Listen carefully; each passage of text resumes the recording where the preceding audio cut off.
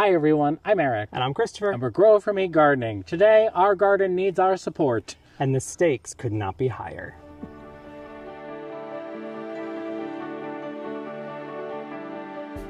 Hi everyone, welcome to our garden here in zones 5B/6A. It's officially July, and I think we've moved past the planting portion of the season, and it's time to do some maintenance. In this case, it is staking. We need to get that support around these dahlias that I started from seed several months ago. These are the Petite Florette variety from Florette Flower Farm. They're growing beautifully. That's a lot of words today. That was a lot of F's. The first one's blooming. It kind of looks like a marigold with little buttery yellow dahlia flowers on the outside. I know you remember what this type of dahlia is called. Collarette. Collarette. I love that style of dahlia. It's really nice. And there are 29 of them here in our little patch. But we're not a flower farm. So we wanted to come up with a solution that would support the dahlias, but still kind of fit in with the overall aesthetic of our garden. So we came across the Jardin Stakes from Gardener Supply. This is the 60-inch one. They actually come smaller, and they come in 72-inch, even taller than this. So it matches the finial on the top of the Jardin Tower, which we have our Sensation honeysuckle on. And I think this is going to be the perfect way to create kind of a hortinova netting, but make it good.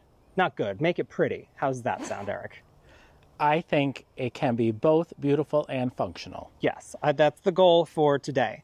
So we're gonna put some of these together. We have 9 of them in total. We might not need them all, but we'll get these in the ground and we'll see what happens. So we've been out here unboxing these Jardin Stakes. They come in, each set has 3 in it. They come very nicely packaged. Yeah, I wasn't sure how they were going to come. When they came in such a short box, I thought I may have ordered the wrong size. Very zip tied together. I really like the finish on them. We do have a lot of black accents in our garden, but I think this finish fits right in. It's a little warmer. Yeah, it's a little warmer. It's not quite rust, but almost rust. Yeah, I don't get rust vibes from it. I get more of like a, I don't know what vibe, but not rust. Clean rust. Freshly rusted. All right, so there's 6 pieces because there's 3 stakes. And you can see, Christopher, there's some threading, and then there's where it gets threaded into. So let me just put down these 2 pieces. These will just screw together.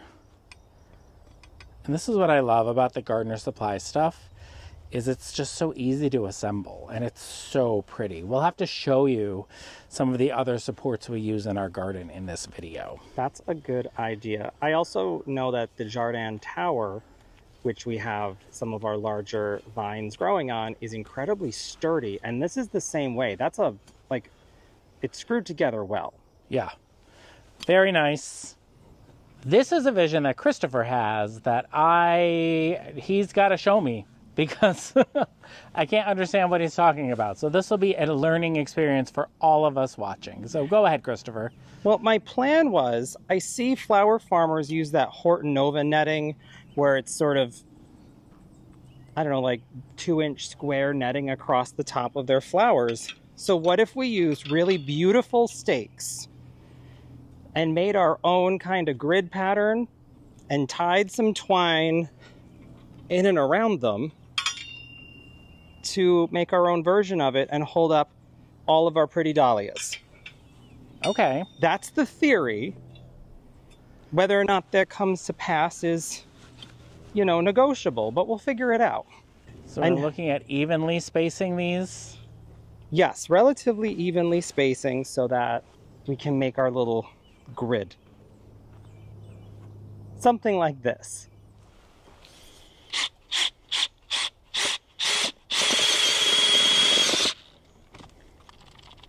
Lots of rocks? Lots of rocks. Oh, that feels very secure. I don't think it's going to break it. No, but it's good you're holding it down there. Hopefully it's straight up and down. That would be really funny. Look at that. It's in, it's in. And then we can kind of just bury that and keep going on the others.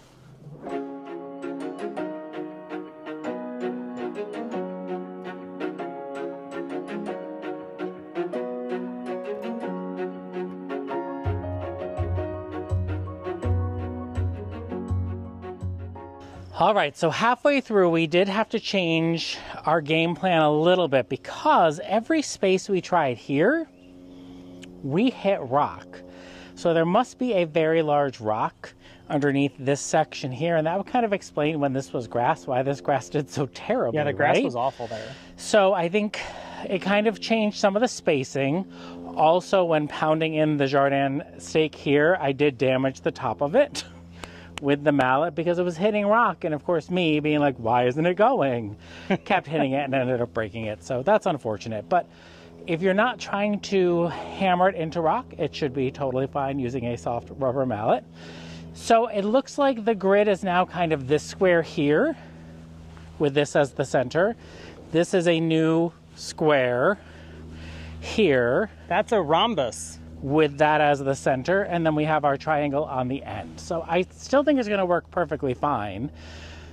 Now we just have to kind of string them together. Yeah, this will be the easy part, I think. All right, I'm going to let you string. I'll hold the camera. So all I'm using is this green jute twine that I found at the garden center. It was actually in the clearance bin. I'm going to start on the lowest rung. I feel like why not just start at the bottom so if there is a wind or something, it'll keep them protected from the very bottom up. For sure. Do you have like a tautness you're going for? I'm going for medium taut. I don't want them, well, I don't want them pulling out anything really, but I just want the overall effect to be like, I want them to feel like they're tugging on each other. Because these are dahlias that could get big. I want to say they're going to get about 4.5 feet or so tall. That's my goal. That's my hope. How's that? Now, all those dahlias are now wrapped up. All these are now wrapped up. And all these are wrapped up. Am I the only one that really wishes they made the twine and the tape in a green that was a little bit more like a green from nature? It's always turquoise or yellowy greens. I want it to match the plants better. Is there any way I can help, or do you just want me to admire your handiwork? You're gonna get down here and you're gonna hold this piece of string so it's tucked down there under the ball, right there. You're doing a great job.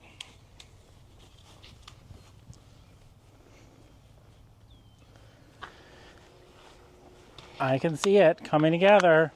Does this vision fit what you were thinking my vision was? Kind of. I am hopeful that the viewers can see the string in this light. It is. Otherwise, it'll look like we're showing them nothing. Ooh, the sun finally has gone behind a cloud for 1 second. So let's look at this. We have done 2 levels, level 1 and level 2. Visually, for me, I can tolerate it for now until the dahlias get larger. What do you think, Christopher? I think, honestly, they started really growing in the last week or so, and if the weather is holding out so lovely and hot, they are going to start shooting up quickly and covering up these turquoise strings. But I think the fact that we have the really nice Jardin Stakes in the middle is going to give it a little extra something. I agree. And I want to get started on this Tickle Creek because I think it's also going to help with the aesthetic of this entire bed. So I think the bamboo stake here will be fine. I think we can continue to use it, but I want to kind of pull it out and re-put it in so it's straight up and down first of all. It is a little bit weepy, and the stake shouldn't be weepy. The tree should be weepy. Yeah. So let me just undo this without cutting my finger off. Now, Isley said we should keep this one staked for a bit, right? Yes. At least for a season until it gets established. It's funny because the stake is thicker than the trunk of the tree. It's a little whip of a tree. That always cracks me up. You got 2 more down there and then 1 at the very top of the tree. Oh, I don't want to cut the leaf. Okay. Yeah, because if it wasn't staked, it'd be pretty flops. It would be. So what I want to do is make sure that this stake goes back in, but straight up and down. So Christopher, you're going to have to help me. And would you mind handing me the mallet again? I'm sorry. Getting him the good mallet this time. And so you're going to have to be the judge of whether it's straight up and down from this way and this way. All right. That is straight up and down that way. And then is it straight up and down this way? It's leaning just slightly towards you. Perfect.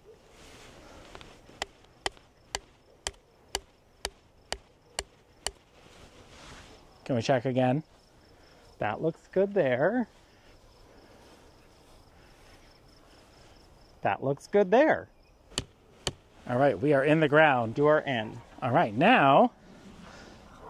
Do you think the tapener would work for this because it's a skinny tree? No. The tapener is not good for like long-term like strength support. It's good for like gentle holding. Okay. So I like this soft vinyl tape, kind of what I just took off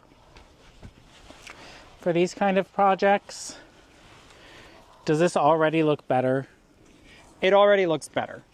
And I don't feel like I need to tape it way down at the bottom. Sometimes way down at the bottom when it's taped, it's just there for support during transit or while it's still in the can. Yeah, we only need this on the floppy bits. Yeah. Yeah, it might only need 2 or 3 pieces, maybe 2. Such a little baby tree, you know? Maybe I'll do one here. We learned our lesson with that Princeton Century ginkgo, which we're going to show you shortly what happens if you don't stake it. I think there's a bunch of reasons why you would think, oh, I don't want to stake it. The look of it with a stake in it sometimes isn't as appealing, but these trees really need to get established, especially if they came to you as a whip, like a really skinny tree. They need to get established before they can be set free. Also, like, there is that school of thought where you don't stake it because the tree won't build its own strength. And we were trying to follow that school of thought with that ginkgo, but we'll talk more about that once we get over there. Eric, do you realize the temperature just dropped about 10 or more degrees when the sun went behind that cloud? Yeah, I liked it. Oh my gosh, look at that. How fun is that going to be popping out amongst all these dahlias? So before we go over to the ginkgo, we wanted to show you a couple of the very successful plant supports we have going on right now. This is the Jardin birdcage, the 36-inch. It has 5 Stand By Me lavender clematis underneath it that clearly are very happy.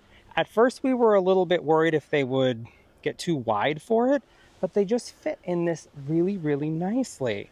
Plus the Stand By Me lavender clematis is gorgeous. I think this is a very worthwhile support to have.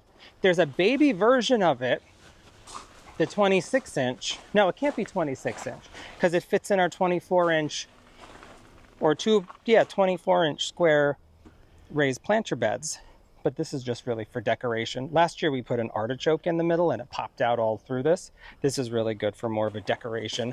I did try this as a peony support. That was not as successful because the side panels or side rails are too low and they ended up flopping on us. The granddaddy of the Jardin world, we'll come back to this here, is the Jardin Tower. You hear us talk about our love of this all the time. We chose this because it is not just 8 feet tall, it's 30 inches in diameter and it's really sturdy. So this is a sensation honeysuckle. You'll never guess what just ran behind you. A rabbit. A bunny? Yes. Ugh. They're so cute, but they're so mean to your garden. Well, anyway, the Sensation honeysuckle, we know that honeysuckles are a pretty powerful vine. And this one bloomed really far down here this year. And look how it has grown all the way to the top. This is actually going to be a tower of beautiful yellow honeysuckle. So definitely a great success in terms of plant support. My goodness, what else do we have over here? Oh, we have this one. We'll just run around in circles. That's fun. This is the Essex obelisk, the 7-foot variety. And yes, I say 7 foot and it does not appear 7 foot. That includes the part that's in the ground. That's true. These go together a little differently. The Jardins screw together, and these just rest on little kind of metal dowels together. I've enjoyed these because as the clematis was short, we didn't put all the pieces in, so you can kind of graduate it up as the clematis fills it up. And I like that it's still got the finial on it. It is black compared to the, we're not calling it rust. What are we calling the finish? Bronze. Bronze. I like the bronze. But I think they have a nice little contrast, and this gives a little extra weight with the color. And again, perfect size for the clematis. Eric, in the light, you can see the pink mint clematis on an identical Essex obelisk. Same exact size, looks dwarfed by all of these really pretty pink clematis flowers. That is really pretty in this light. And then we have one more. Oh, we should show them the square Essex. Oh, you know what? Why don't we show them that over on Crown Princess Margaretta? Over by where I saw the rabbit. Not that I'm thinking about that rabbit. Scare the rabbit, scare the rabbit. Oh, this is a perfect example of how... There it is. There is the rabbit. Don't look at me like that. You better run. Go find somewhere else to eat your snacks. So this is the square version of that Essex obelisk, but we don't have the top piece in it yet because Crown Princess Margaretta, as wonderful and... Japanese beetles. You guys are they sleeping? They're too. sleeping. This is a great time to put them in their soapy water. Yes, and obviously I have some training to do. I have some deadheading to do, and we're not going to talk about the bad things. This has an additional piece, so this can get taller. It looked a little bit silly to just have this in this area before everything filled in. So again, very sturdy, the nice finials. I think the square gives it more of a stout look. A stout look to it, yes. And very strong, so it can hold up a nice David Austin climbing rose. Here's another plant support that I really love. This is the Gothic Arch from Gardener's Supply, and you can buy it just singular as one arch, or it can be connected into like a tunnel of arches. It's 6 feet wide and 8 feet tall, and I love it for that exact reason, because we can walk through, plenty of space all around. This one has generous gardener roses and Betty courting clematis on it. So that's the Gothic Arch. And over here, that this peony, this is Festiva Maximus planted in, is the Essex plant support. And this makes a better peony support than the Jardin birdcage because it has a lot higher of a support and it goes all the way through. So that's been really successful for us for the peonies. Actually, we have one of those plant supports on a hydrangea, and it's been very successful because that hydrangea in the past has been a little floppy. Yep, the lime rookie hydrangea up in the hydrangea room, which has since been discontinued. It's replaced by Invincible Sublime, which does not need plant supports. Oh no, no plant supports for that one. But let's get this ginkgo over here all staked up. This right here is our Princeton Century ginkgo. It's a nice narrow columnar type of ginkgo, and we planted it in 2022. So this is kind of its second full season in the ground. We initially had it staked, but it was very much a whip of a tree. We kept it staked for a bit, and then after the first winter, we unstaked it, and it quickly flopped over. And we go back and forth on the staking of the tree because you want the tree to develop its own strength in its trunk. But in this case, it's really leaning from the wind that constantly blows from the west. And because it's leaning so much, it's already starting to be crooked at top. Yeah, so, it's starting to correct itself and turn into this sort of S shape. So what we want to do is we want to straighten this tree out, and we're going to do it by adding a very thick, tall stake to the back part of it. I'm going to hammer it in and we're going to tie it in, kind of just like we did with the Tickle Creek, but on a little bit of a bigger scale. So let me get our step stool and the big stake, and then we'll be right back. Can we just appreciate my annuals for a second? The African marigold called Moonlight and the tall blue planet ageratum. This is exactly the vision that we were going for. It is really pretty. Your stake, your mallet. Let me hold the tree forward. So I don't want to get it too close to the base because I don't want to damage anything down there. So Christopher, I don't think you need to hold the tree yet. I think what I need you to do is look at the stake and tell me if it's straight. That looks really good. It's probably towards me, I would imagine. Yes, you're definitely going to want to be pushing forward the whole time. I'm going to hold this and you're going to... Whoa. That just went right in. All right, can you check the stake? The stake looks good that way. The stake looks good that way. And the stake is still going to lean a little bit towards you, but I think once the tree is pulled towards it, it'll be better.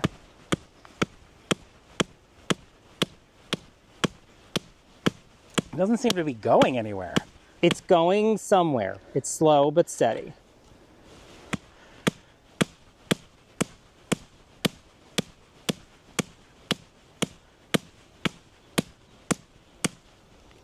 Let's check the straight up and downness.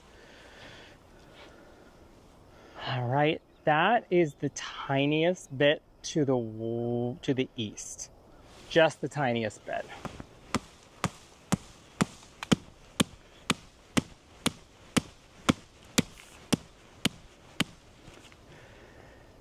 That is much better. That looks good.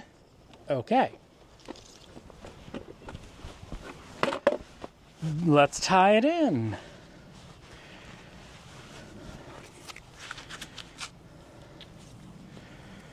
So you can see the stake is probably 3 or 4 inches away from the base of the plant.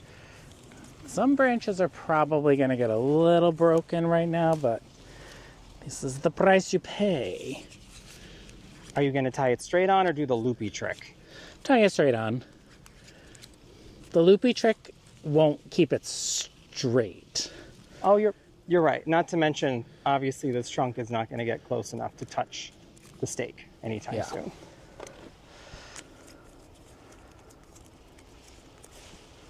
Feel better about this already. Oh, yeah. It's driving me bonkers.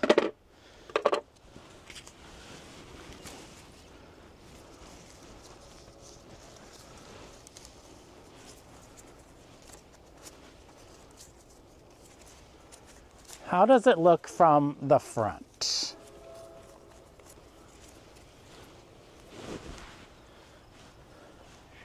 From the front, I think it looks really good. Oh yeah, it does. He's like, of course it does. Teamwork makes the tree work. That was the right choice. I'm really glad we staked this. I am too.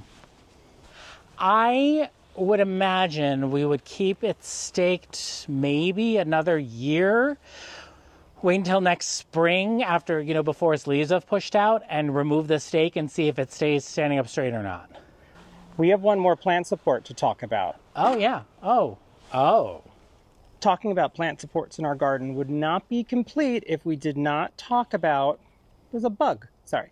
The arches, the 2x8 arches that we have over the 2x8 planter boxes. We have them on the arch extender, so they're a foot taller now.